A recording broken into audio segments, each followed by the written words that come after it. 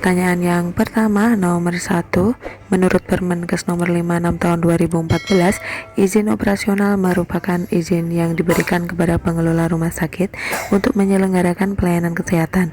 Izin operasional berlaku untuk jangka waktu A 1 tahun, B 2 tahun, C 3 tahun, D 4 tahun, E 5 tahun. Jawabannya E 5 tahun. Pertanyaan berikutnya, nomor 2, Menteri Pemerintah Daerah Provinsi dan Pemerintah Daerah Kabupaten atau Kota melakukan pembinaan dan pengawasan terhadap penyelenggaraan rumah sakit sesuai tugas, fungsi, dan kewenangan masing-masing. Pembinaan dan pengawasan ditujukan untuk A. Meningkatkan mutu penyelenggaraan rumah sakit, B. Meningkatkan mutu pelayanan kesehatan, C. Meningkatkan kemudahan akses masyarakat terhadap rumah sakit, D. Meningkatkan mutu sistem informasi dan komunikasi rumah sakit. Semua jawaban benar, dan jawabannya adalah semua jawaban benar.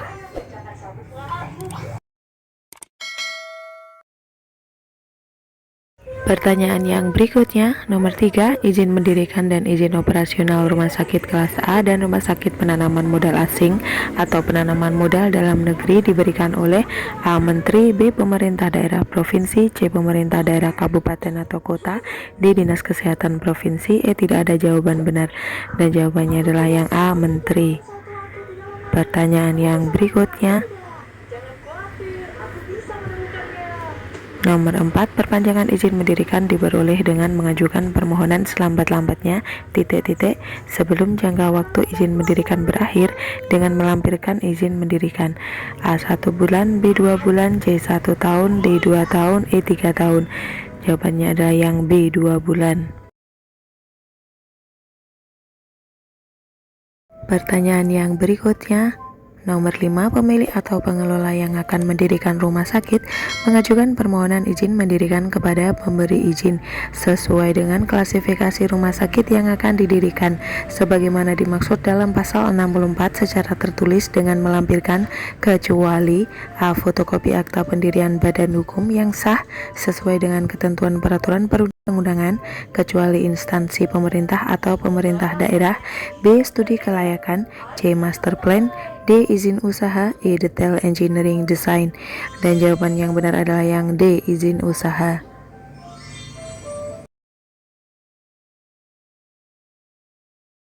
Pertanyaan yang berikutnya, nomor 6, studi kelayakan yang dilampirkan dalam mengajukan permohonan izin mendirikan kepada pemberi izin sesuai dengan klasifikasi rumah sakit yang akan didirikan merupakan gambaran kegiatan perencanaan rumah sakit secara fisik dan non-fisik yang terdiri atas A. Kajian kebutuhan pelayanan rumah sakit, B. Kajian kebutuhan lahan, bangunan, prasarana, sumber daya manusia, dan peralatan sesuai kriteria klasifikasi rumah sakit yang akan didirikan, C. Kajian kemampuan pendanaan atau pembiayaan. D. A, B, C salah, E, A, B, C benar, dan jawabannya E, A, B, C benar. Pertanyaan berikutnya, nomor 7, master plan yang terlampir dalam mengajukan permohonan izin mendirikan kepada pemberi izin sesuai dengan klasifikasi rumah sakit yang akan didirikan memuat strategi pengembangan aset untuk sekurang-kurangnya 10 tahun ke depan dalam pemberian pelayanan kesehatan secara optimal yang meliputi A. Identifikasi proyek perencanaan, B. Demografis tren masa depan, C. Fasilitas yang ada, D. Modal dan pembiayaan. Semua jawaban benar, dan jawabannya semua jawaban benar.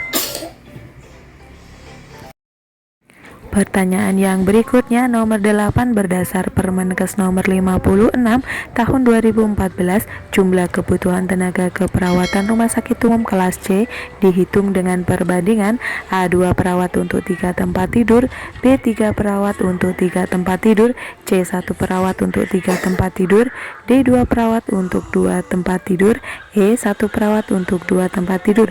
Dan jawabannya A. 2 perawat untuk 3 tempat tidur.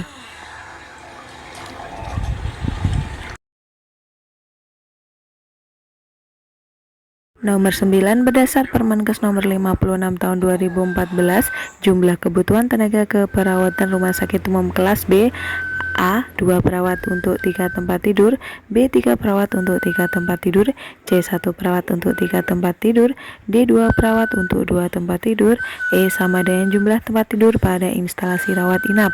Dan jawabannya adalah yang E. Sama dengan jumlah tempat tidur pada instalasi rawat inap.